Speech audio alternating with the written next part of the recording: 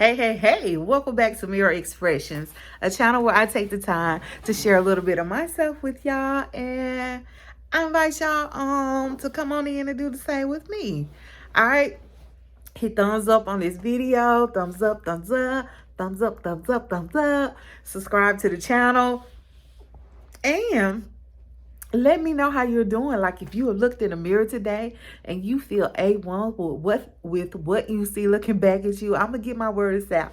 Go ahead and drop me a mirror emoji down in the chat, okay? I want to know that you are doing fantabulous, okay? Because I am. Your girl is good. All right, we are season 16. I'm good except for these episodes on this Married at First Sight train. Like, why are we still here? But anyway, season 16, episode 22, first dates and swapping mates. All right, we see Nicole and Chris. They getting ready to go to New York for a wedding, for one of Nicole's friends or whatever. Nicole just kind of talks about how exciting it is to attend these type of events with a mate now. We see Gina getting ready to go on a girls trip. She jokes about leaving Hank with Clint, but her mom's just like, nope, I'm keeping my grand dog. We see Clint and Dom. They meet up at the park, and it's kind of like a walking trail, I guess. She got her little puppy with her, so they're just talking. And Clint brings up how Gina and Mac are going on a date, and Dom just said that that's weird to her because it's kind of like dating your coworker. I guess kind of in a sense, but I don't know, not really.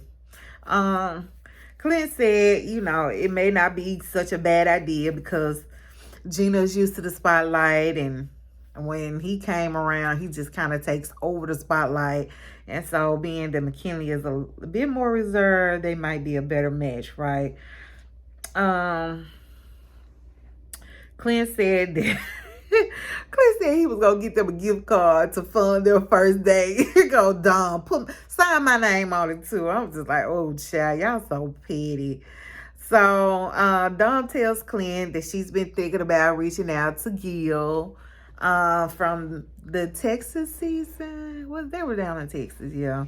So anyway, she wants to reach out. She's interested in him because of this, that, and the other. Okay, she named a whole bunch of stuff, but listen, we just trying to get through this.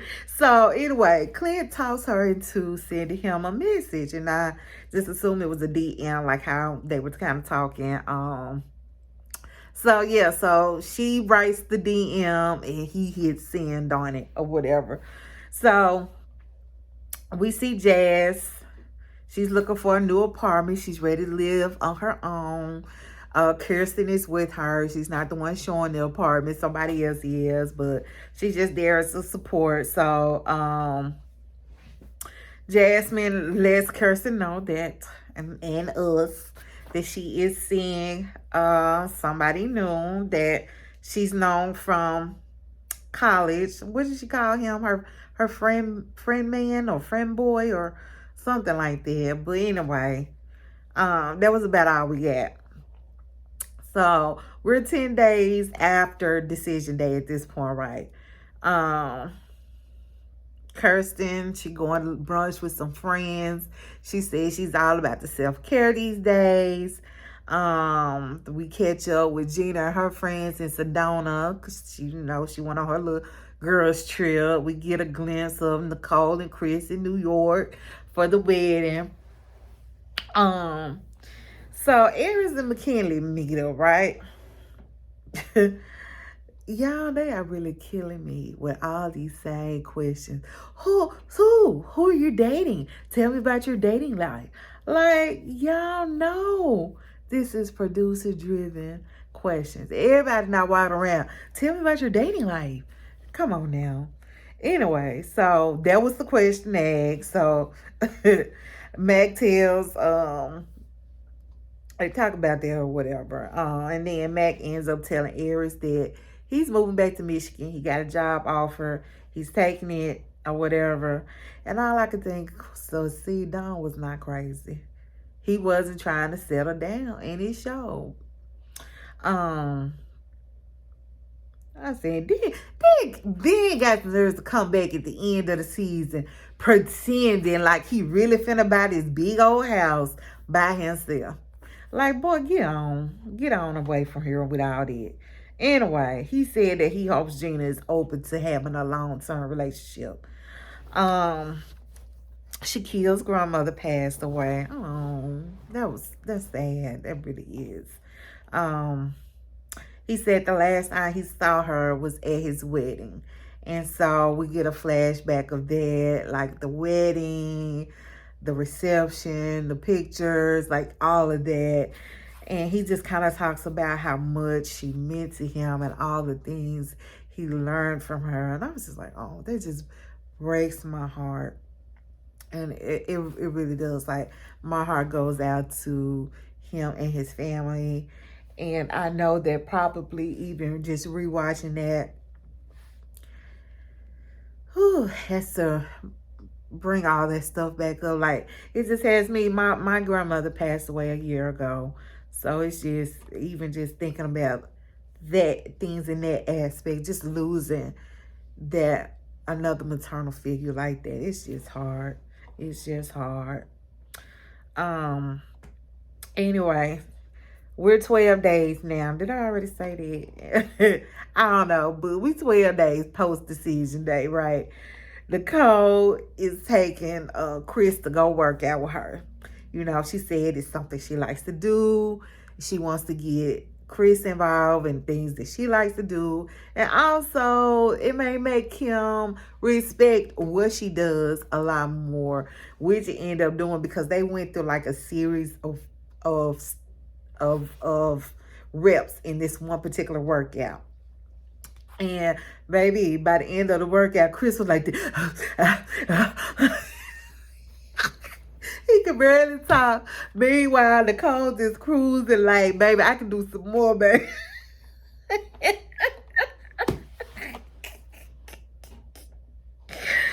Oh, y'all, I'm so over this episode. Like, why are we here? Watching these people work out and breathe all hard and stuff. But anyway, Kirsten, we see Kirsten. She said that she did call Shaquille and check on him because of the passing of his grandmother. And she said because pretty much at the end of the day, she does still care for him. And so, yeah. Clint and Eris are hanging out. They're with Clint's group. Clint has taken him to come kick with his people or whatever. So, they kind of talk about the process. Eric said that he felt like he grew through the process because he's never lived with somebody. And when it comes to having hard conversation, he usually splits. He splits and runs. But this process has kind of forced him to be able to sit still and have those hard conversations with that person, that significant other, right? And so Clint said that he did a lot of stretching mentally. He said it also taught him to be more choosy in who he picks, meaning don't just choose somebody based off of superficial things or physical aspects alone. Like, there has to be a lot more there that can attract him to that person. So we see Chris and Nicole. They go play baseball since that's something that Chris likes to do. And when they were working out, they had mentioned like Chris getting Nicole to do some of the things that he likes to do as well. So this is him doing that. They talk about planning a trip to Chicago so that she can go meet some more of his family and his friends, and then going down to Florida where her dad lives. And then they kind of just talk about their new apartments and decorating and how there's a difference in what they like. So yeah, that was pretty much it. Then next we see Kirsten. She goes to see like this life coach. I don't know, was it a life coach? It was something along those lines. And they just kind of, she wants to map out the next steps to do with her life, taking her life. Basically, it really wasn't much to see there. So we get Jasmine on her date, right? Now, oh boy, I was gonna say, I don't think he wants to be seen. I don't think Jasmine wants him to be seen, right, on camera. So they either blur him out or they hide him behind some furniture, or, you know, we only see the back of his head, yada, yada, yada, yada, and on and so forth. Friend boy, right? So she asked him, is he attracted to her? Because she doesn't want to go through the same thing she did with her marriage. I'm just like, Jasmine, why are you asking him that? Like, don't do that. Don't do that. And so he was a little taken aback by that question as well. So he said, that's a horrible question. But anyway, yeah, we kind of see there. Wasn't nothing to see there either. I will say, though, I felt like she kept bringing Aries up and like her marriage, and I wouldn't have done that, because also you don't want to compare, you know what I'm saying? So yeah. 15 days after decision day, we get Nicole, Chris, they are furniture shopping again. Not much to see, right? We really just see them having a difference of opinions, like them trying to figure out what to buy. Like, they don't agree what is needed, what to buy, and how much to buy, or how much to spend on a specific item. So that's pretty much all we got from there. And then we get Clint on a date. He has a blind date that one of his friends set up for him. So pretty young lady that go play some frisbee at a park, and then they kind of have like a picnic. And so they're talking about their likes and their dislikes and their deal breakers.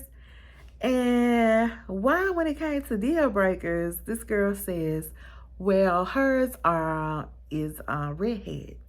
And I'm just like,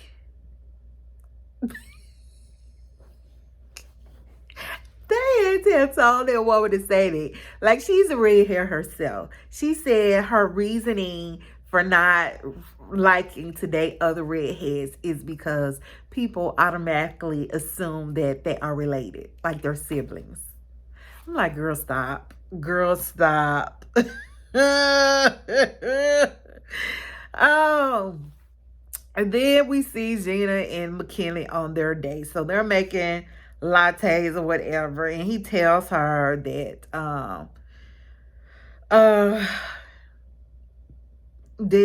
he had noticed her before, or no, she said that she noticed him, like when they were at the airport going to their honeymoon, that he had caught her eye then. And so he said that he too was also more attracted to her than he was to Dom. He tells her that he's moving back to Michigan for a job.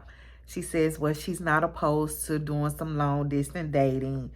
And they both kind of just agree to see where things take them. So we see the ladies all meet up except for Gina. They're doing some flower picking. And then the guys also meet up except for Shaquille, because he's in Louisiana dealing with his grandmother's passing. So the guys, they all got the dogs. Like Aries has, what's Jasmine dog name? Duchess. And Clint has Hank.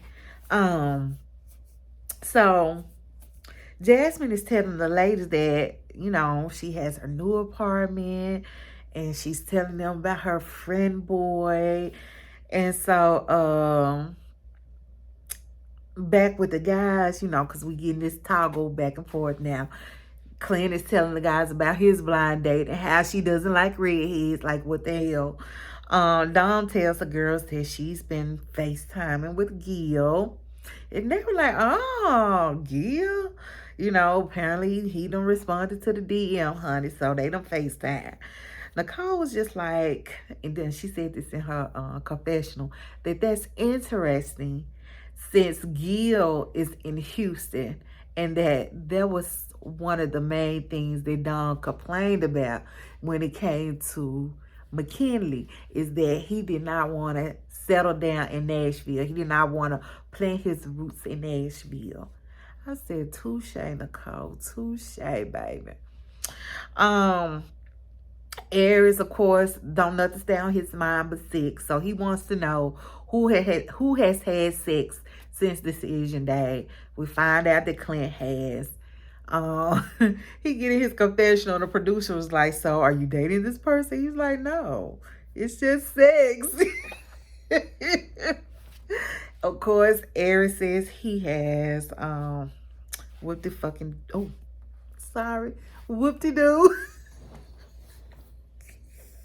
Yeah, I'm sorry. Aries irks me so much. Okay. Max asked, McKinley, asked them if this was going to be a regular thing for Clint and Aries to be dog sitting their ex's dogs or whatever. So anyway, over with the ladies, Jasmine was just telling them that Aries has Duchess, but that it won't be happening for too much longer. So they end up calling Gina. Of course, it was Nicole, I think they did it. Called Gina since she wasn't there. And they're asking her about her date with McKinley. And so over with the guys, he's telling them about their date as well. McKinley is. So he said that, you know, he's open to dating, but he doesn't want to jump into something serious. And I said, I wanted to let Gina know just that. You know what I'm saying? But anyway, Dom says she's not surprised that he's moving to back to Michigan. And Jasmine tells the ladies that when it came to decision day, that was a breath of fresh air for her, she said. I said, I bet it was. And Kirsten said she just wants to know why Shaquille started crying. And he was the one that asked for the divorce. So, yeah, we should sit there. All the ladies like, he was crying. Yes, the Joker was crying. So now she is wanting to reach out and talk to him about it. Like, she's wanting that closure now. And so I'm pretty sure that's something we're going to get in the next coming episode. Because, y'all, that was the end of the episode. Period, point, in the blank. That's all I got. I got nothing else. What did y'all think of the episode, though? But anyway, y'all, that's it. That's all I got. I'm gonna try to get those Real Housewives of Atlanta reviews up too while I'm here. And yeah. Y'all know I'm gonna end with, I'm gonna pray for y'all. Y'all pray for me, but y'all also keep my baby in y'all prayers, because like this is his first time at a camp, and it's a camp away from home camp. So let's pray they doing my baby good, because if they get wrong with him, baby, I'm bringing all of the YT family down to this camp. Nah, he looks like he's having an amazing time. But anyway, y'all, seriously, I love y'all. And let's just get in the comments and talk about all the things we don't like about Married at First Sight right now. All right, y'all. I pray for y'all. Y'all please pray for me. And what? Bye.